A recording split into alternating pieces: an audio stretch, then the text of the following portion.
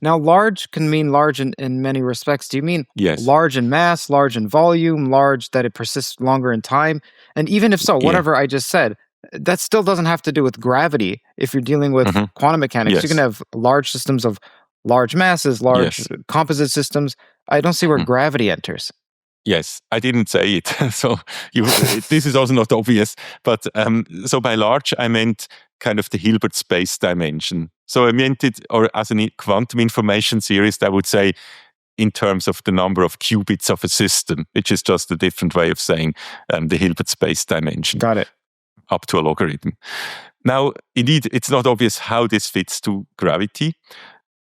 But there is actually a connection, as you know, between size in that sense and, for example, size of a black hole. So you can, a black hole has a certain information content, so to speak. Of course, that now depends again on the view one has on quantum gravity, and there are different views. But one can associate an entropy to a black hole, and that kind of corresponds to how much information is contained in there. And so if I now talk about the size, you can say this is ultimately like the size. The size in the way I talked about is kind of related to the size of a black hole that I could build by putting all that information as close, or by kind of collapsing that information into a black hole. Now, why is this relevant, or why do I want to make this connection with reference frames? So what one kind of other work that I did completely independently a priori of these quantum mechanics thought experiment was an information theoretic analysis of the this experiment where you throw information into a black hole and then try to retrieve it from the Hawking radiation that is emitted from the black hole. So this is often discussed in the context of the information paradox. So this is this famous thing, like black holes serve as a mirror, that Patrick Hayden and John Preskill once proposed, that if you throw a notebook into a black hole and then you collect the radiation from the black hole, you can kind of retrieve the content of the notebook. But the radiation will also look kind of completely scrambled. And so one can now ask, what... there are contradictory views on what actually happens, and there's no consensus about that. So some people would say, indeed, one can retrieve the notebook, and others would say, no, then this is just thermal radiation coming out of the black hole. You will have no chance to retrieve the notebook.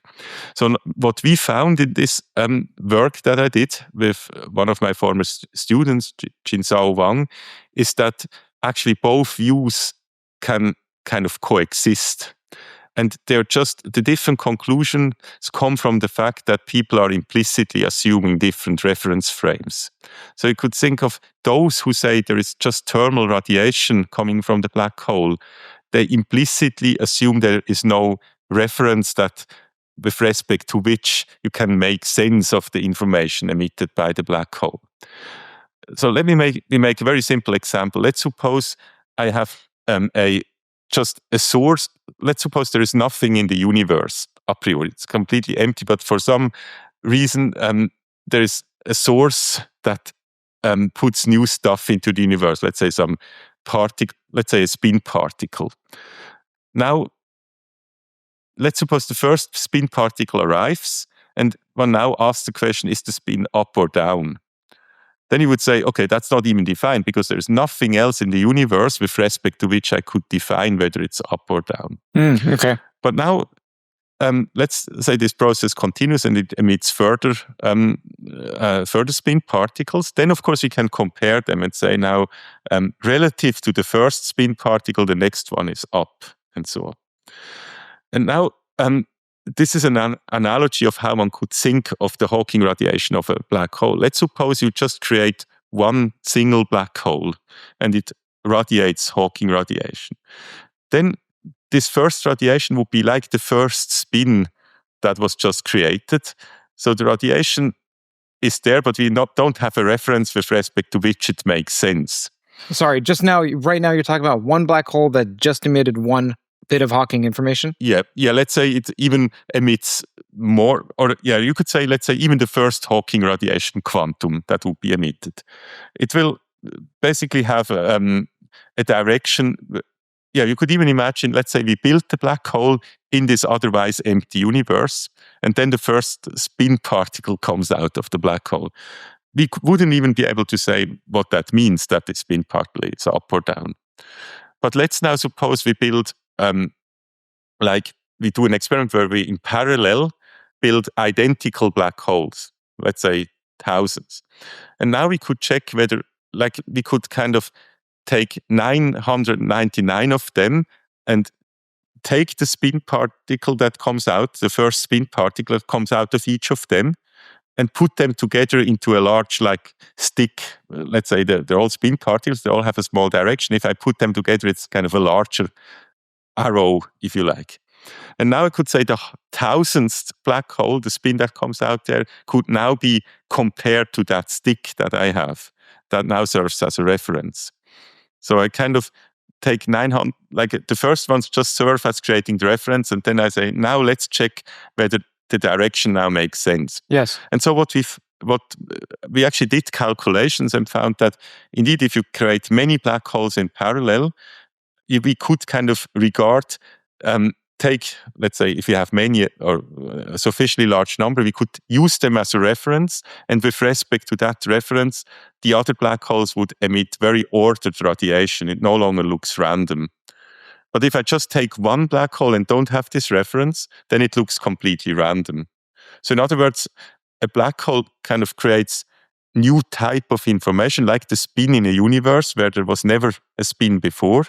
So let's say if I have a universe without any direction and I create the first spin, this just doesn't make sense. Direction doesn't make sense. But if I have many of them, I can start to make sense of direction because I now have many spins that were emitted and I can use them as a reference for the other things. So in other words, what we found is like the type of information or the stuff that comes out of a black hole, if I just had one single black hole in the universe and nothing else, would look completely random. It's like just something new, like a new spin that is created in a universe where there was nothing that breaks symmetry. But then if I kind of use many black holes, many others as a reference, then a new black hole that I create and let emit, or like I collect radiation, that radiation will, with respect to the others, have a lot of structure. So in a sense, I can use some of the stuff as a reference for the other, like in the spin example.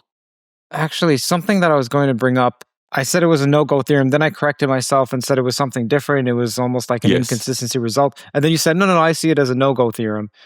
Mm-hmm. Actually, I still see it not as a no-go per se. I still see it as an example of an inconsistency theorem. And then I was thinking, the black hole information paradox is another type of inconsistency theorem. And then when you said that you found a way out of your inconsistency theorem, I was wondering if it could be applied to other inconsistency theorems like the black hole information paradox. And it seems like you have already.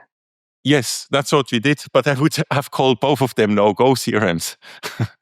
But okay, one could also call them inconsistency theorems. Because, okay, technically what they are is just, there's a set of assumptions. Like in our case, quantum theory is universal. We can communicate or we can make sense of other, like if you know something, I can adapt that knowledge. And there's no contradiction between my predictions. So these are three assumptions. And I just say these three assumptions, if applied to an experiment, are not at the same time, cannot at the same time be valid. So in that sense, it's a no-go theorem. There are assumptions that cannot simultaneously hold. So to be compatible with what I said before, I should say a fourth assumption is we can actually carry out the experiment. Right. But these four assumptions are then kind of incompatible with each other. And of course, I could kind of always give priority to one and, for example, say this assumption that tells me there is no contradiction. Like I shouldn't at the same time say the spin is up and the spin is down. I give it a different status. I just say the other three assumptions imply that this assumption, this contradiction assumption is wrong. So in other words, the other three assumptions imply there is a contradiction, and then it looks like an inconsistency theorem. But then it's like a different ordering of the assumptions in a sense. So I would say that no-go theorem is very neutral in terms of priority. It just says there's no priority to one of assumptions. Just take them as a set of possible assumptions, but they cannot all be true. You have to give up at least one of them. Like in Bell's theorem, you have like locality, you have free choice, and one of them must be wrong. Now, wouldn't a physicist retort, for instance, as Sean Carroll may say something like, look, if you're going to be so pedantic that we can't even write down a black hole emitting a particle with a spin because we'll have to pre-think something extremely practical, like how do we measure what is up or down, then I, as Sean Carroll, because Sean Carroll had a talk about how God is not a good hypothesis, then he said, look, I can write down a theory where there's just a single electron in the universe. Right here, I wrote it down.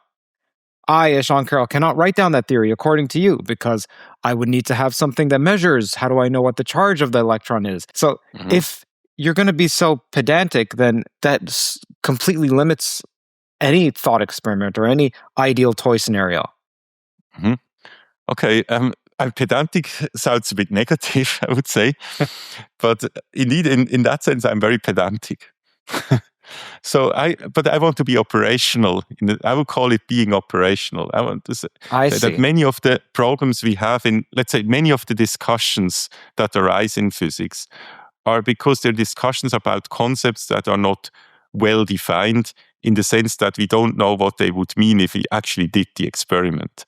So, this with the spin is now an example. If I have a universe, or like this black hole example, this is an example telling us, look, as long as we don't specify how we measure what is the reference, we actually get contradictory statements because in whatever you do, you will either implicitly assume we have a reference or you don't. And as long as you don't talk about it, we don't know what assumptions you make. So it's no surprise that we get different conclusions because some people now implicitly assume there was this reference, some did.